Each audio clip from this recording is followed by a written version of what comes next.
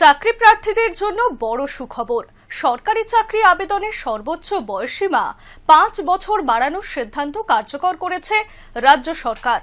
আগামী ২ বছরের মধ্যে প্রকাশিত সমস্ত সরকারি নিয়োগের বিজ্ঞপ্তিতে এই অতিরিক্ত বয়সের ছাড়ের সুবিধা পাওয়া যাবে। ফলে বয়সসীমা অতিক্রম করার কারণে যারা এতদিন আবেদন করতে পারছিলেন না, তাদের জন্য নতুন সুযোগ তৈরি হলো। অন্যদিকে পঞ্চায়েত দফতরের ১১,০০০ কর্মী নিয়োগের ঘোষণা করেছেন পঞ্চায়েত মন্ত্রী। জানা গিয়েছে, পিএসসির মাধ্যমে কেন্দ্রীয়ভাবে এই নিয়োগ প্রক্রিয়া সম্পন্ন করা হবে। পাশাপাশি বিদ্যুৎ দফতরের অধীনে ডব্লিউবিএসসি টিসিএল এর একাধিক গুরুত্বপূর্ণ পদে নিয়োগের বিজ্ঞপ্তি প্রকাশ করা হয়েছে, যেমন head IT, chief medical officer ও স্পেশাল সিকিউরিটি পদে নিয়োগ করা হবে। সঙ্গে থাকছে আকর্ষণীয় বেতন। তবে বিদ্যুৎ দফতরের লিখিত পরীক্ষা ছাড়াই ইন্টারভিউয়ের মাধ্যমে প্রার্থী বাছাই করা হবে। সব মিলিয়ে সরকারি চাকরির অপেক্ষায় থাকা লক্ষ লক্ষ যুবক যুবতীর কাছে এটি একটি বড় স্বস্তির খবর। সরকারি চাকরির বয়সসীমা ৫ বছর বৃদ্ধি। রাজ্য মন্ত্রিসভার আগেই সরকারি চাকরিতে আবেদনের সর্বোচ্চ বয়সসীমা ৫ বছর বাড়ানোর সিদ্ধান্ততে অনুমোদন দিয়েছে রাজ্য সরকার। এবার অর্থ দফতরের তরফে প্রকাশিত বিজ্ঞপ্তিতে সেই সিদ্ধান্ত কার্যকর করার বিষয়ে বিস্তারিত জানানো হয়েছে। বিজ্ঞপ্তি অনুযায়ী বর্ধিত বয়সসীমার সুবিধা আগামী ২ বছর পর্যন্ত কার্যকর করা থাকবে। অর্থাৎ এই ২ বছরের মধ্যে যে সমস্ত সরকারি চাকরির বিজ্ঞপ্তি প্রকাশিত হবে, সেই নিয়োগ প্রক্রিয়া চাকরি প্রার্থীরা অতিরিক্ত ৫ বছরের ছাড়ের সুবিধা পাবেন। সরকারি সূত্রে জানা গিয়েছে, এখনই নিয়োগ প্রক্রিয়া শেষ হওয়ার সময় নয়, বিজ্ঞপ্তি প্রকাশের সময়কেই গুরুত্ব দেওয়া হবে। অর্থাৎ নির্ধারিত ২ বছরের মধ্যে যদি কোনো নিয়োগ বিজ্ঞপ্তি প্রকাশিত হয়, তবে সেই নিয়োগ প্রক্রিয়া সম্পূর্ণ হতে আরও সময় লাগবে। আবেদনকারীরা বয়সের ছাড়ের সুবিধা পাবেন। ফলে বহু প্রার্থী যারা বয়সসীমা পেরিয়ে যাওয়ার কারণে সরকারি চাকরির দৌড় থেকে ছিটকে গিয়েছিলেন, তারা আবারও আবেদন করার সুযোগ পাবেন। বিশেষজ্ঞদের মতে, করোনার পরবর্তী সময়ে দীর্ঘদিন ধরে নিয়োগ প্রক্রিয়া স্থগিত থাকার কারণে বহু চাকরি প্রার্থীরা ক্ষতিগ্রস্ত হয়েছিলেন। সেই পরিস্থিতিকে বিবেচনা করেই এই সিদ্ধান্তকে গুরুত্বপূর্ণ বলে মনে করা হচ্ছে। মাননীয় স্বরাষ্ট্র ও সমবায় মন্ত্রী অমিত শাহজি নির্বাচন প্রচারের রায়দিঘি থেকে বলেছিলেন যে ২০১৫ সালের পরে পশ্চিমবঙ্গে কোনো রিক্রুটমেন্ট হয়নি, তাই প্রচুর শিক্ষিত যুবক যুবতীর বয়স চলে গেছে। ৫ বছর এক্সটেনশন মানে আবেদনের বয়সের ঊর্ধ্বসীমা ক্যাবিনেট মঞ্জুর করলো, এটাও আজকে আমরা করলাম। নির্বাচনী প্রতিশ্রুতি বাস্তবায়নের পথে সরকার। সরকারি চাকরির বয়সসীমা ৫ বছর বৃদ্ধি নির্বাচনের সময় দেওয়ার অন্যতম গুরুত্বপূর্ণ প্রতিশ্রুতি ছিল। ক্ষমতায় আসার পর রাজ্য সরকার সেই প্রতিশ্রুতি পূরণের লক্ষ্যে দ্রুত পদক্ষেপ গ্রহণ করেছে। সরকারের দাবি, দীর্ঘদিন ধরেই চাকরির প্রস্তুতি নেওয়া যোগ্য প্রার্থীদের সুযোগ দেওয়ার জন্যই এই সিদ্ধান্ত নেওয়া হয়েছে।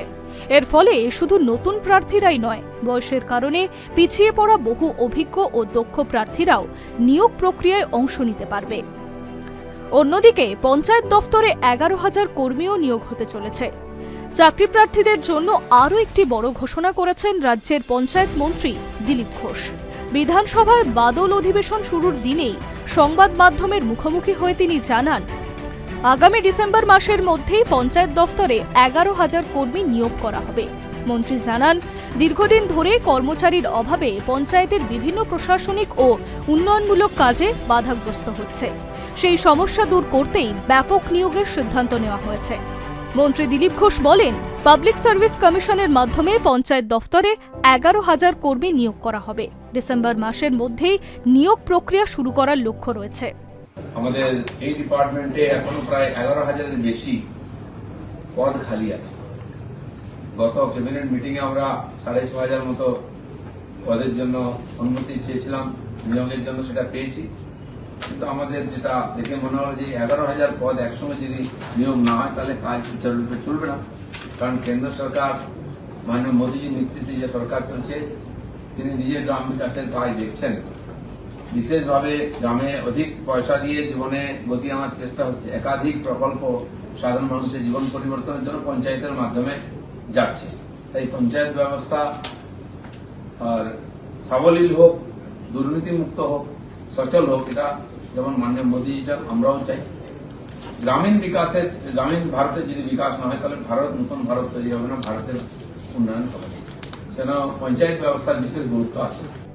এবারে নিয়োগ প্রক্রিয়ায় বড় পরিবর্তনের ইঙ্গিত দিয়েছেন পঞ্চায়েত মন্ত্রী। পঞ্চায়েত দফতরের নিয়োগ মূলত জেলাভিত্তিক পদ্ধতিতে পরিচালিত হতো, তবে এবার কেন্দ্রীয়ভাবে নিয়োগের সিদ্ধান্ত নেওয়া হয়েছে। সরকারের মতে কেন্দ্রীয় পদ্ধতিতে নিয়োগ হলে স্বচ্ছতা বৃদ্ধি পাবে এবং যোগ্য প্রার্থীদের নির্বাচন আরও নিরপেক্ষভাবে করা সম্ভব হবে।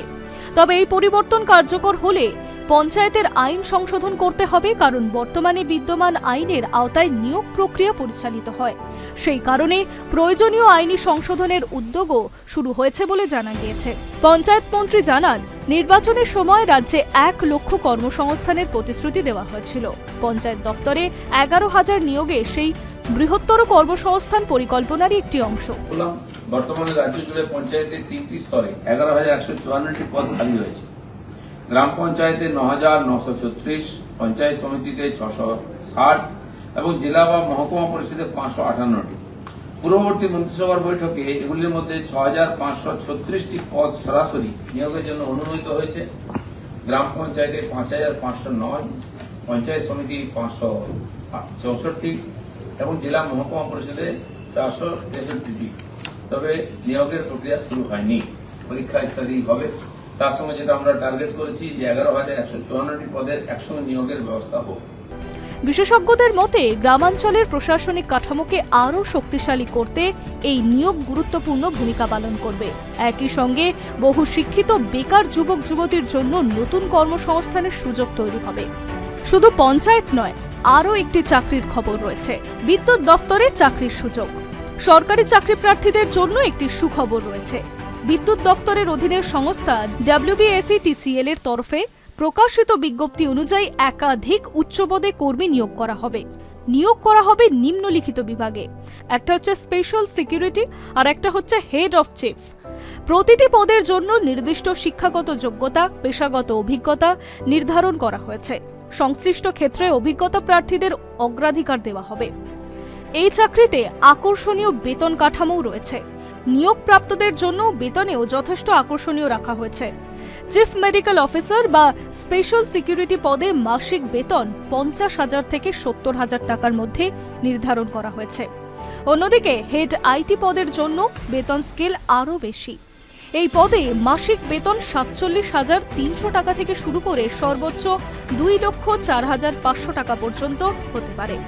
এর পাশাপাশি অন্যান্য সরকারি ভাতাও প্রযোজ্য হবে। কিভাবে হবে এই নিয়োগ?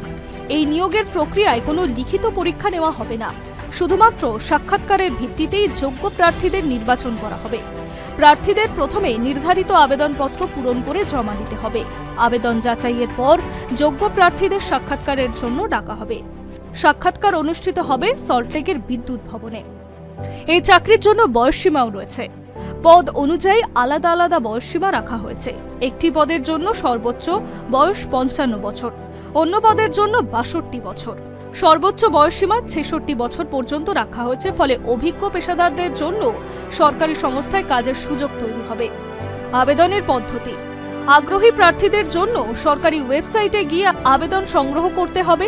প্রয়োজনীয় তথ্য ও নথি সংযুক্ত করে নির্দিষ্ট ঠিকানায় আবেদন পাঠাতে হবে। আবেদনের যাচাইয়ের পর সাক্ষাৎকারের জন্য ডাকা হবে। সাক্ষাৎকার সফল হলে প্রার্থীরাই চূড়ান্তভাবে নিয়োগ পাবেন। প্রার্থীদের জন্য নতুন আশার আলো রয়েছে। রাজ্যের চাকরি প্রার্থীরা দীর্ঘদিন ধরেই নতুন নিয়োগ ও বয়সসীমা বৃদ্ধির দাবিতে সরব ছিলেন। বয়সসীমা 5 বছর বৃদ্ধি হয়েছে। অন্যদিকে পঞ্চায়েতে 11,000 কর্মী এবং বিদ্যুৎ দফতরে নতুন চাকরির সুযোগ। এই 3টি ঘোষণাই চাকরি প্রার্থীদের কাছে অত্যন্ত গুরুত্বপূর্ণ। কারণ যারা বয়সের কারণে সরকারি চাকরির সুযোগ হারানোর আশঙ্কায় ছিলেন, তাদের জন্য এই সিদ্ধান্ত নতুন করে আসার আলো দেখাচ্ছে। পাশাপাশি বৃহৎ নিয়োগের প্রক্রিয়া শুরু হলেও রাজ্যের কর্মসংস্থান পরিস্থিতিতে ইতিবাচক প্রভাব পড়তে পারে বলে মনে করছে বিশেষজ্ঞরা। এখন নজর থাকবে কবে বিজ্ঞপ্তি প্রকাশ শুরু হবে এবং নিয়োগ প্রক্রিয়ায় কত দ্রুত বাস্তবায়িত হবে। তবে আপাতত সরকারি চাকরির স্বপ্ন দেখা লক্ষ লক্ষ চাকরি প্রার্থীদের কাছে এই ঘোষণা নিঃসন্দেহে বড় একটা স্বস্তির খবর। High news network.